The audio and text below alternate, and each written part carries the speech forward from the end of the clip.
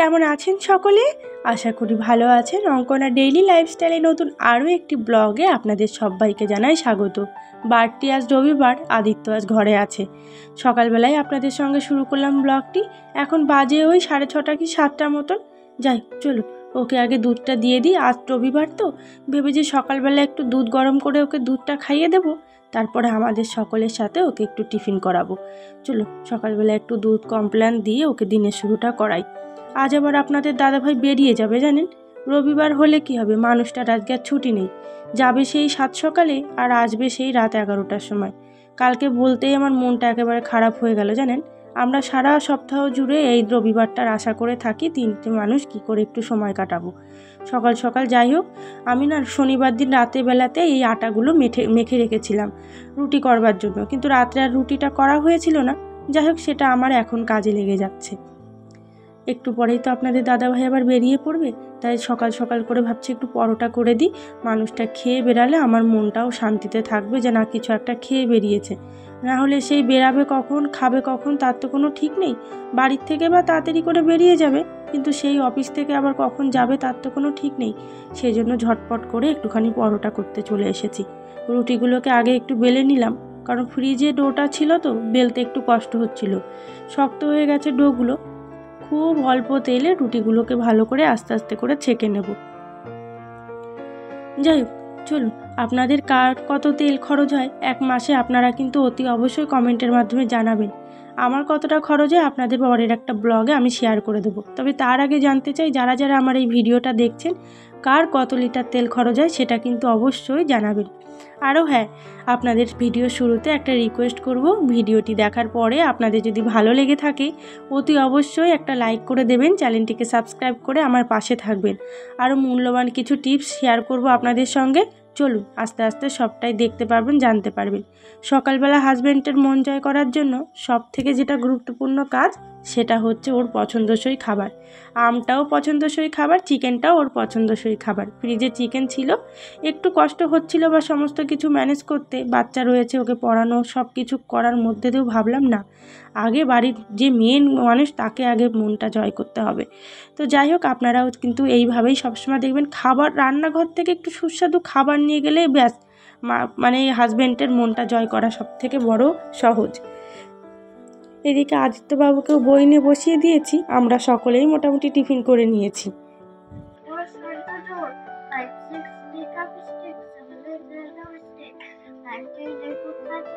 হ্যাঁ, একটা বাংলাতে ছড়া বলো তো।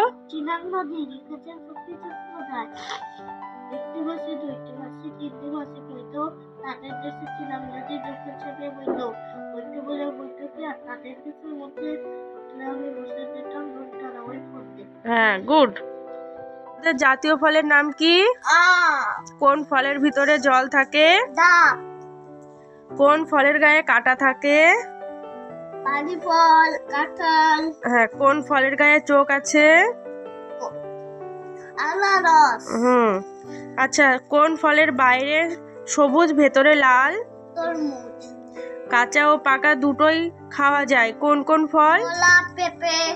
হ্যাঁ, আমও খাওয়া যায়। হ্যাঁ, কোন কোন ফলের অনেক বীজ থাকে?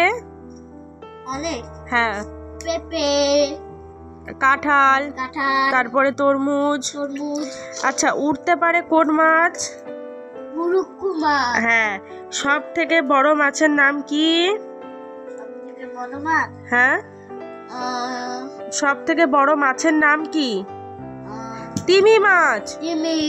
হ্যাঁ, কোন মাছকে জলের পোকা বলে? চিংড়ি। হ্যাঁ, চিংড়ি আমি খাই ভালো। আচ্ছা বাবা, পড়ার সময় এইগুলো মুখে দিস কেন বলতো? আচ্ছা, প্রভুভক্ত প্রাণী কাকে বলে বলো তো? হ্যাঁ, সব থেকে চালাক পশুর নাম কি? চালাক পশু? হ্যাঁ, শিয়াল। হ্যাঁ। আচ্ছা, কোন পশু দাঁড়িয়ে ঘুমোয়? ঘোড়া। ঘোড়া? ও আচ্ছা, কোন পাখির ডিম আমরা খাই বলো তো? কোন পাখির ডিম আমরা খাই? একদিন একটু ছুটি পেয়েছে কি জানেন, পড়তে মোটে বসবে না। যাই হোক আজকে লিখলো না খুব একটা, তবে যতটুকুন যায় এক্সাম নেবার আমি ঘরে যেটা টেস্ট ওকে দিই প্রত্যেক সপ্তাহে সেটা করিয়েছি। এখন একটু ওকে পড়িয়ে দিয়ে তারপরে আমটা কেটে দিয়েছি। সকালবেলা পরোটা করেছিলাম না, আমি আর ওর বাবা তো খেয়েছি, কিন্তু ছেলেটা একটুও মুখে দিল না জানেন। তাই ওর বাবা বললো ওকে একটু আমটা কেটে দাও, একটু আমটা খাক। যাই হোক ওকে এই যে আম কেটে দিয়েছি ডুমু ডুমু করে। ও আবার এইভাবে ছাড়া খায় না জানেন, ভারী ফাজলামো করে খাবার দাবার নিয়ে, একটুও কোনো কিছু কি মুখে দিতে চায় না, পছন্দ না হলে তো একদমই না। আর এদিকে এই যে আপনাদের দাদাভাই বেরিয়ে যাচ্ছে। যাই হোক এই যে এখন যাচ্ছে, আর রাত 11টার দিকে হয়তো ঘরে ফিরবে। যাবার সময় বলে গেল সতর্কবার্তা, দরজা খুলে রাখবে না, সাইকেলটা তুলে রাখো, জামা কাপড় বাইরে মেলার দরকার নেই, না হলে দুপুরে ঘুম আসবে না। যাই হোক সমস্ত রকম টিপসগুলো মাথায় রেখে আজকে আমার দিনটা শুরু করতে হবে। এদিকেও বেরিয়ে গেল, তারপরে শুরু হবে আমার দৈনন্দিন কাজকর্ম। দৈনন্দিন কাজকর্ম বলতে আজ বারটি রবিবার হলেও অন্য দিনের থেকে আজকে চাপ আমার একদমই কম। কারণ আজ রান্নার কোনো চাপ নেই, না কোনো কোনো কিছুরই আজকে বলতে গেলে আমার চাপ নেই। দুপুরবেলা আদিত্যকে স্নান করিয়ে দিয়েছি, স্নান করিয়ে দিয়ে এদিকে যে সুজিটাও করে নিয়েছি, একটু ঘি দিয়ে ভেজে একটু হালুয়া মতন করে দিয়েছি। ও বড় ভালো খায় জানেন, সেই জন্য ওর পছন্দ মতন একটুখানি। সেই সকাল থেকেই বায়না করছিল, মা আমাকে আজ একটু বিকালবেলা কি স্টেশনে ঘুরতে নিয়ে যাবে। তো যাই হোক বিকালবেলা দেখছি একটুখানি বৃষ্টিটাও কম হয়েছে, তবে মেঘলা ওয়েদার, কখন বৃষ্টি নামবে তার কোনো ঠিক নেই।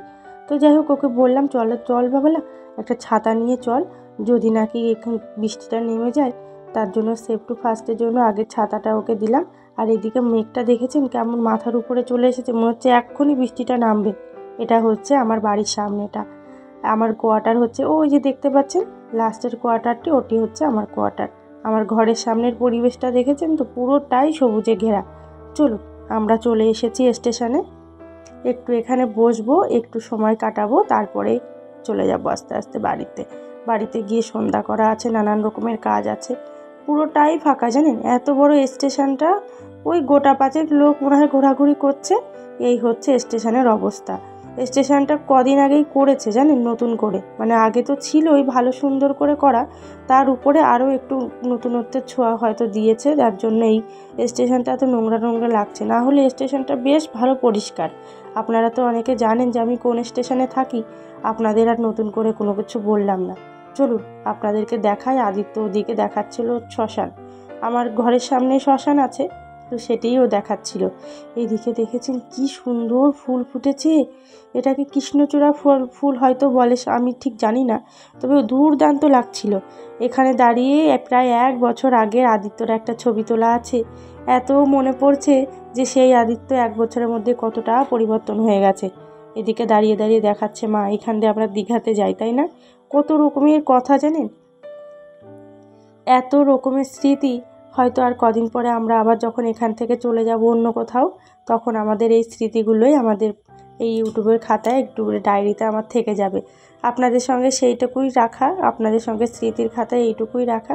তো যাই হোক চলুন, আমি আর ছেলে এখানে বসে বসে সময় কাটাচ্ছিলাম আমাদের মতন করে। আর ওদিকে অনেক মানুষ আমাদের দেখে কিন্তু নানান রকমের হয়তো তাদের মনে প্রশ্ন উঠছে যে এরা কী করছে কি না করছে, সেটা যাই হোক, যার যার প্রশ্নের মনের উত্তর নিজেরাই খুঁজে বের করবে। ফেরার পথে দেখছিলাম আকন্দ ফুলগুলো কী সুন্দর ফুটেছে। যাই হোক আগামীকাল তো সোমবার, আকন্দ ফুলগুলো আমার কাজে লেগে যাবে।